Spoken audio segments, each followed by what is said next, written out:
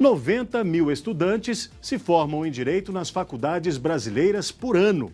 Para conseguir o diploma, o estudante precisa se dedicar durante 5 anos. E depois, ainda é necessário ser aprovado no exame da Ordem dos Advogados para poder exercer a profissão. É muita gente se dedicando ao direito. Para ser mais exato, são milhares de estudantes. De acordo com os dados mais atualizados do Ministério da Educação, no país existem 1.149 cursos de direito, a grande maioria das instituições privadas. Por ano, são cerca de 770 mil matrículas e mais de 95 mil pessoas concluem curso de bacharel em direito. O repórter Justiça visitou uma instituição tradicional de Brasília. Conversamos primeiro com a Tamires. Ela tem 17 anos, faz o primeiro dos 10 períodos do curso de Direito. Ela está gostando das aulas. É um curso aparentemente extenso, mas só que também é muito interessante, porque você aborda de vários aspectos sociais, econômicos. Você consegue compreender a sociedade bem melhor estudando Direito. Também conversamos com o José Vicente, o jovem que tem 22 anos, faz o penúltimo período. O curso me abriu muitos campos assim que eu não tinha. Alguns aspectos da vida mesmo, cotidiano, você acaba ampliando sua visão com o curso de Direito. Para conhecer melhor a área, também falamos com professores e com o coordenador do curso, que tem mais de 7 mil alunos. Eric Endrilo, que atua há 15 anos como professor, e Roberto Freitas Filho, que coordena o curso, falaram das características fundamentais para ser um bom advogado. Precisa saber formular argumentos, precisa ter um conhecimento, ainda que mínimo, de lógica, né? Precisa ter um conhecimento geral. Se não tem o conhecimento geral, é bom que busque. Se o cara não gosta de estudar, se a pessoa não gosta de ter aquela leitura, desenvolver a escrita, é muito difícil essa pessoa ela vingar no direito, porque o direito ele é essencialmente esse embate de ideias escrito, né? E quais as áreas estão necessitando de um maior número de profissionais? Para o professor Eric Endrilo, o direito tributário tem uma grande demanda. Incessantemente vai precisar de profissionais para estar toda hora interpretando isso. Então eu considero que o mercado de trabalho para os que se dedicam a essa área ele está muito bom. Para o estudante que não tem uma tradição familiar na advocacia, ele deve olhar, claro, para os juizados especiais, deve olhar para o direito do consumidor, deve olhar para a responsabilidade civil, para o direito do trabalho, que são aquelas áreas onde há um maior volume, que, portanto, ele pode, do ponto de vista da inserção no mercado, estar fazendo uma carteira. Mas para chegar lá é preciso passar 5 anos na faculdade e depois ser aprovado no exame da Ordem dos Advogados. O exame foi unificado em 2013. É realizado 3 vezes ao ano.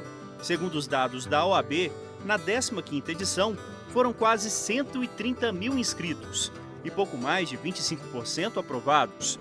Já na 16ª edição, quase 140 mil inscritos e menos de 20% aprovados. O exame é dividido em 2 fases. Na primeira, são respondidas questões de múltipla escolha. Na segunda, a prova é discursiva. Os reprovados na segunda fase têm direito a fazer uma repescagem, repetindo só a prova discursiva. De forma que, quando o candidato é aprovado na primeira fase, ele já vai com mais tranquilidade para a segunda fase, porque além daquela fase daquela oportunidade, ele, se não obtiver êxito, ele vai ter uma segunda oportunidade. Apesar do grande número de reprovados, quem já fez a prova não tem medo e acha que foi até mais fácil do que imaginava. Não achei dificuldade não, eu vou ser bem sincero, assim, eu pensei que era muito mais difícil, do jeito que o povo falava, assim. Achei bem tranquila a prova. E os que estão no início do curso, o que pensam sobre o exame? Eu acredito, assim, que a prova da OAB, apenas atestando que você conseguiu realmente adquirir o conhecimento que era necessário. O Eduardo, advogado em início de carreira, lembra dele? Também conta como foi o exame. E a prova da OAB, ela foi difícil? Você passou no 9º semestre, quer dizer que você ainda não tinha concluído o curso, né? Foi difícil? Como que foi? A primeira fase eu estudei mais pela lei seca e resolvendo as provas anteriores. Consegui. Na segunda fase eu escolhi a área criminal, que é uma área que eu amo de coração, a área penal.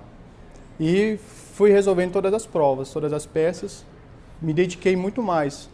Consegui. Para a Ordem dos Advogados, o exame é fundamental. O exame visa fazer um filtro dos bacharéis, das bacharelas, que tenham uma qualificação mínima, uma capacitação mínima de formação jurídica para o exercício da advocacia.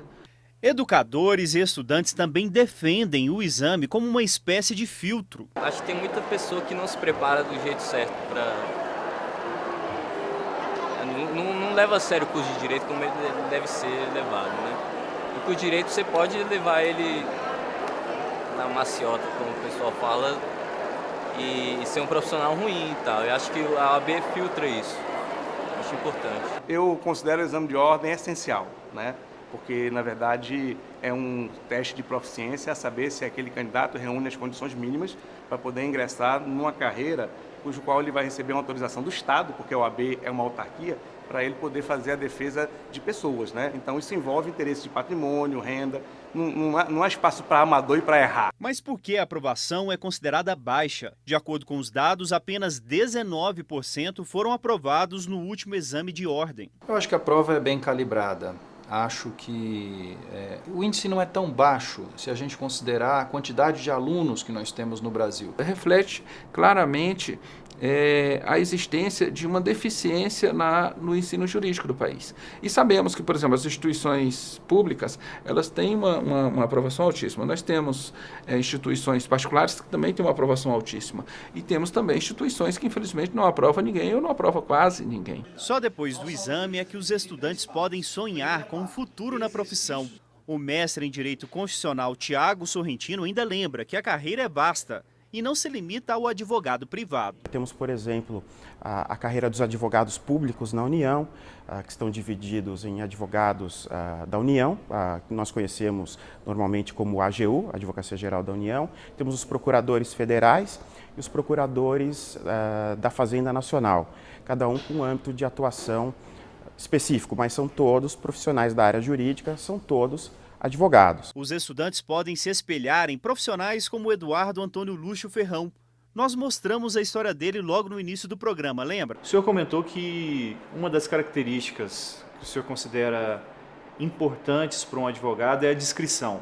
Por que o senhor acha que a atuação de um profissional deve ser discreta? Porque o protagonista do processo não é o advogado, é a parte, é quem ele representa. Ele é um mandatário. Ele fala em nome de alguém.